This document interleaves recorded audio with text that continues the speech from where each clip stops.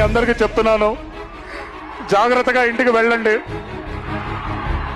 మీకోసం ఎదురు చూస్తాం, మీ కుటుంబాలు మీకోసం ఉన్నాయి.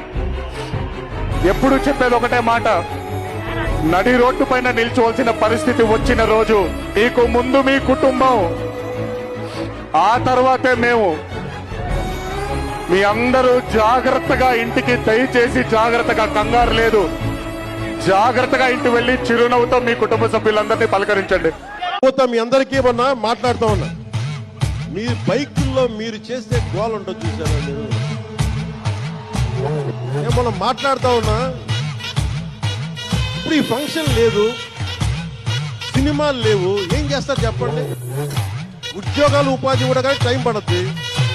కనీసం సినిమాకి వెళ్ళి చొక్కా చించుకొని అరవకపోతే, బైకులు తీసుకునేవి సైలెన్సర్ దాన్ని యాక్సిడెంట్ పెంచకపోతే ఎనర్జీ ఎట్లుంటుంది?